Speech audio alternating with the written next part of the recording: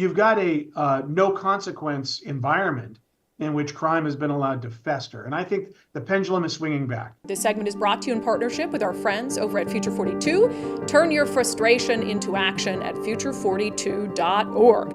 All right, we have an interview today on the show with someone who I respect quite a bit. I'm laughing because there's a context here. Federal Way Mayor Jim Ferrell. We've had him on the show. He's a Democrat. He is a very moderate Democrat, and he has been outspoken for the last 2 years on the insanity that's happening with criminal justice, quote unquote, reform, the rollback of the police pursuit law. I mean, he has been one of the politicians who's really been at the forefront of being unafraid of speaking back against his own party, what they've done. He's in Olympia fighting to get the police pursuit law restored. And so as you know, so it'll be June 6th.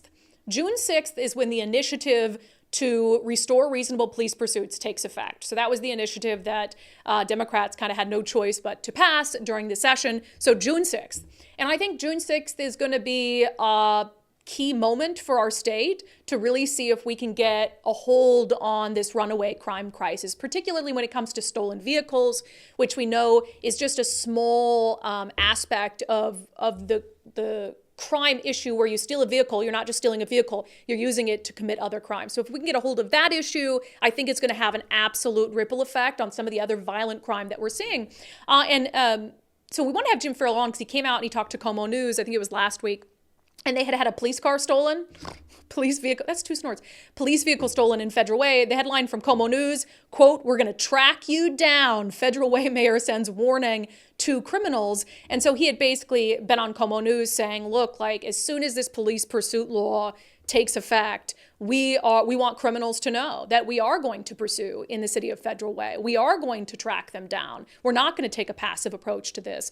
And so I asked Jim to come on and talk to us a little bit about what June 6th, what changes June 6th might bring.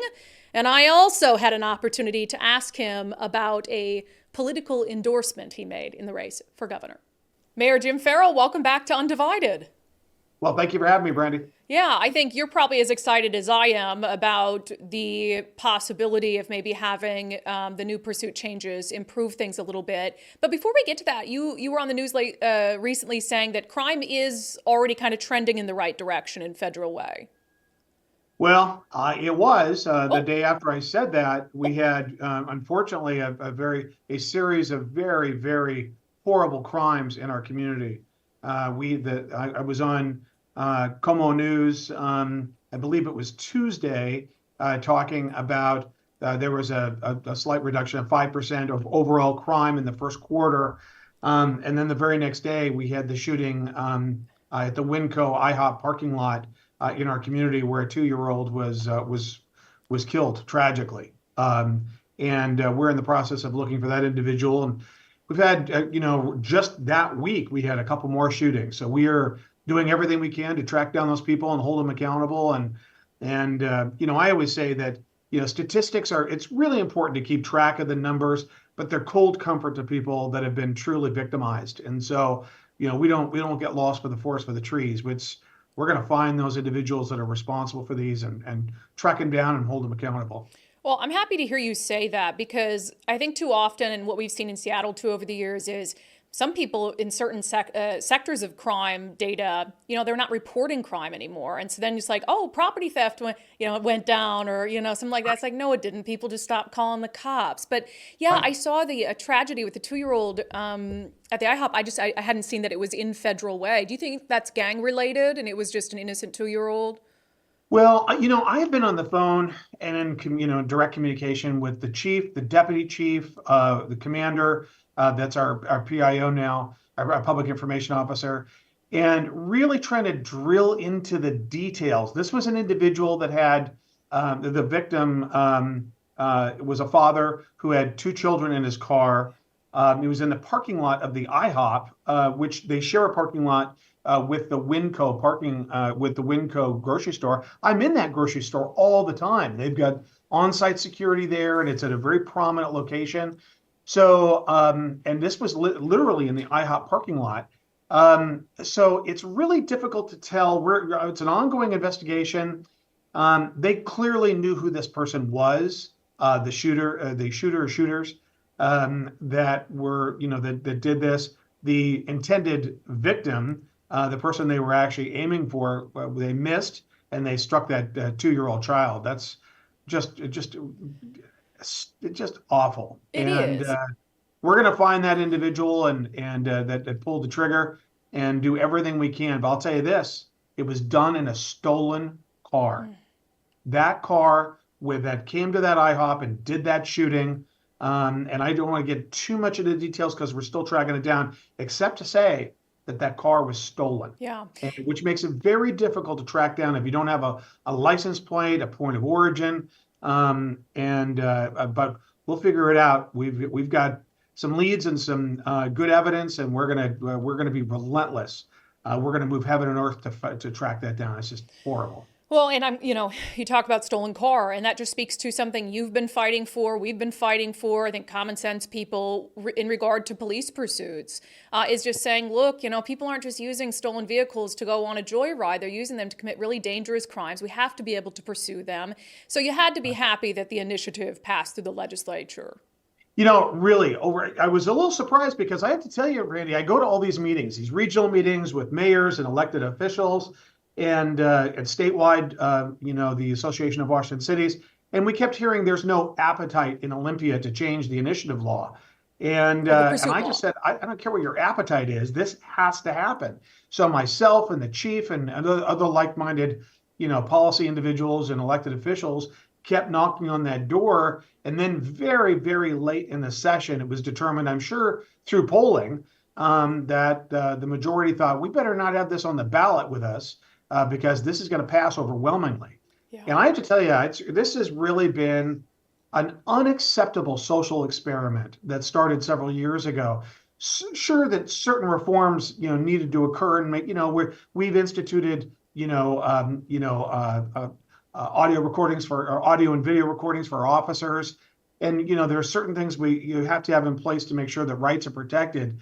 But to unilaterally prevent officers from pursuing stolen cars, any kind of property crime, what happened is as you're likely aware, the state of Washington became per capita the leading location for car theft in the nation in raw numbers. And think about this: with California, New York, Florida, Texas, we were number 4 in the country in raw numbers for car theft. So the numbers just took off exponentially. Now, not only do I expect, and I think they saw the writing on the wall, and they very wisely passed that. Yeah. And myself and the chief were down there for the hearing they had on there, and they ran the clock out and didn't allow the chief and I to testify because we had quite a number of statistics and information to provide. What I can tell you is, not only is the number going to drop, you're going to see the number, the bottom drop out of that number for car thefts, because the word will quickly get on the street that you can't just flee the police without consequence. And that's really what you've got. We're really between the essentially legalized crime and the de-enforcement of drugs, and the decriminalization of drugs, or the de facto, and the lack of pursuits. And the way that certain communities and counties deal with the homeless and allowing runaway encampments, you've got a no consequence environment in which crime has been allowed to fester. And I think the pendulum is swinging back. Gosh, I hope you're right. And I do hope you're right on the car theft numbers, that we're going to see those plummet. So there are some jurisdictions, Seattle PD, for instance, Bellevue PD, I think King County Sheriff's Office, their pursuit policies internally are already just about as strict as the state law that was changed in 2021. What about the city of Federal Way? So June 6th, when that initiative becomes law, what changes in Federal Way, if anything? If it's safe, we'll chase you. I mean, we're not, it's on. I mean, I have to, Brandi, I don't know if you heard about this, but our operations and maintenance facility several months ago was burglarized. We caught these guys in the yard. They had our stolen trailer in the yard where we keep all of our equipment. They had $250,000 worth of our tools. They rammed the gate and then jumped on the freeway, and we literally couldn't chase them. We just saw $250,000. That's bizarre beyond. That's really sort of otherworldly. I think the unintended consequences were so severe, and really perpetuated injustices among most all Washingtonians, because that increases the prices on a lot of things, and it just creates much more of a dangerous atmosphere. I can tell you as well, we had a number of businesses that were rammed with stolen cars, the front doors, and either the ATM was pulled out, or whatever's pulled out, and then they leave with the merchandise in yet another stolen car. I think you're going to see that change. But we had another incident also several months ago, which if I had been allowed to testify at that hearing for the initiative, I would have told the legislators about. We had several young, juveniles who in one night broke over 69 windows of cars all throughout Federal Way. By this time, we brought in another crew. We're searching everywhere. We found him. Early morning hours, we found him at the crossings in the 348th McDonald's, and they were sitting in the parking lot, and we came upon them. Well, guess what they did? They got in their car and got on the freeway. And but we tracked them down. We got one of them at least. And last Friday, we referred charges. And you see, that's the thing about our police. We're just relentless. Yeah. And this is what I said on Como last week is, we're going to track you down. We're going to figure out who you are. And now it's going to be a lot easier. And you're going to see, when I was in the car theft unit at the King County Prosecutor's Office, it was called CTI.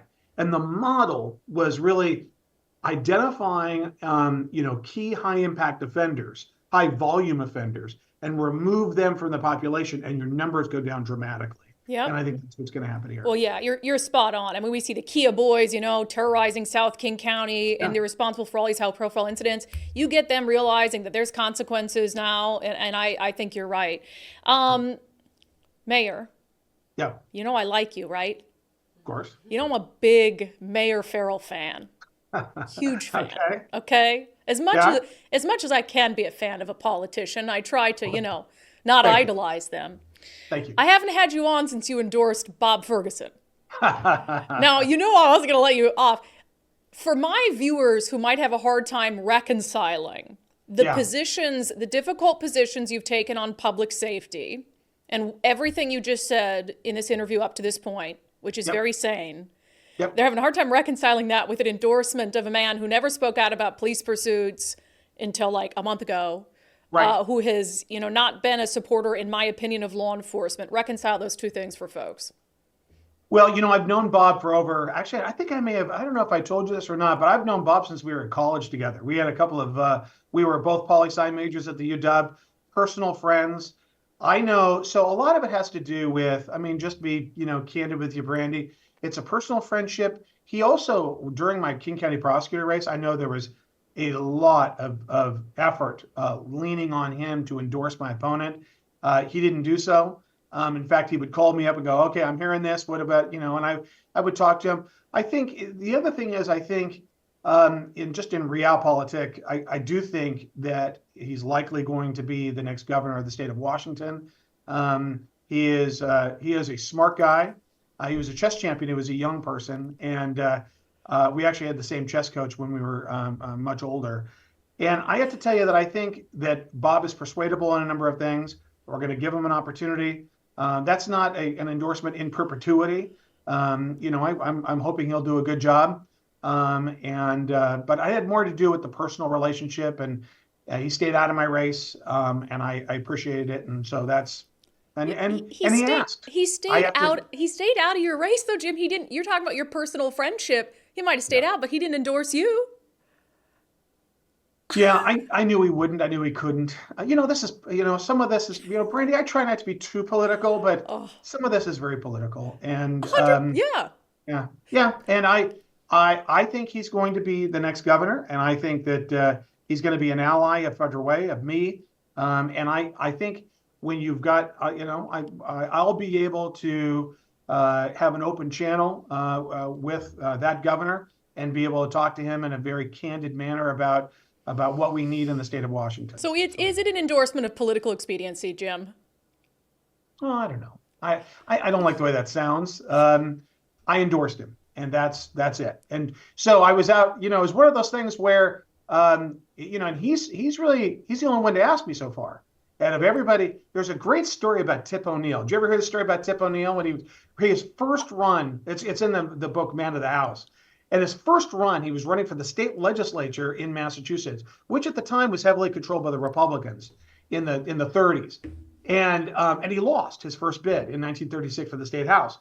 So a little while later, he goes across the street and he sees this little old lady that he's known for all of his life, and he's lamenting the fact that he lost. And he says, "Well, at least you voted for me." And she goes, "I didn't." And she goes, "Well, what do you?" The Tip says, "What do you mean?"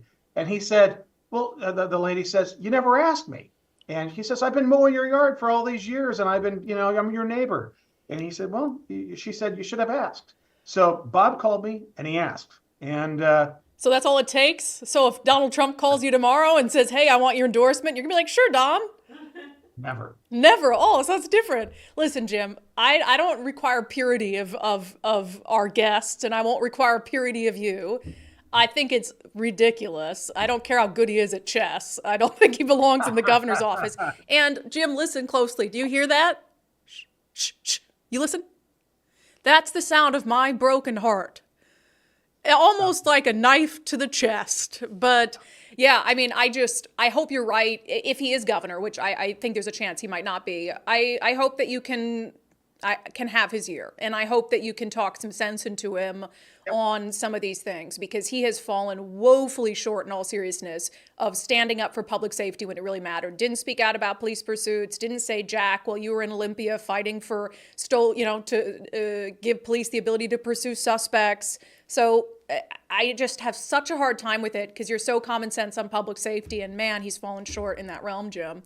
Well, I could say that there are a lot of, campaigns are rough business sometimes. Yeah.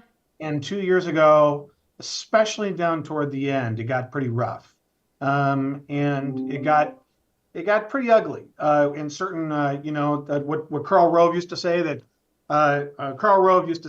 and he wrote a great biography that said presidential campaigns are like a knife fight in a telephone booth, and that creates a visual, doesn't it? Yeah, it does. And I could say that it got a little rough toward there, and I was really disappointed at how certain members of my party treated me, and I could tell you that I was really, it just doesn't matter of personal loyalty. I felt a great deal of appreciation that Bob stayed out, and I think that has to do with it, and so I want you to know that I appreciate that. Yeah, I mean, he could have helped you out even more by endorsing you, and so I think that could have alleviated some of the attacks you were getting from the Democratic side, and he chose not to. I always say, Brandi, if you want a friend, be a friend, and so that's. But I hear you, and you trust me. It pains me to hear it, but I made the decision. Gave my word, and there's no going back. All right, you're still allowed on the show. I still like you. I'm just hurt. Thank you. All right. Well, thank you for caring about what's happening on the public safety front down there. We'll be monitoring things, man. I hope you're right after June, and we'll stay tuned. Okay. Great. Thank you, Brandi, and thank you for the work you do. Thanks. There it is, Federal Way Mayor Jim Ferrell. I'm sure the comment line just lit up during the last half of that interview. Look, I can't, it doesn't make any sense to me. And he knows that's how I feel. There's a lot happening with, public safety that he's just been such a good advocate for. And then on the back end with Bob Ferguson, hey, if Bob is governor and he can get through to his buddy, like by all means. But those two things just don't quite equate for me. All right, that segment was brought to you in partnership with our friends over at Future 42. You can turn your frustration into action by signing up for their newsletter, future42.org. They'll send you lots of ways to be able to get involved and do more than just be angry at your computer screen.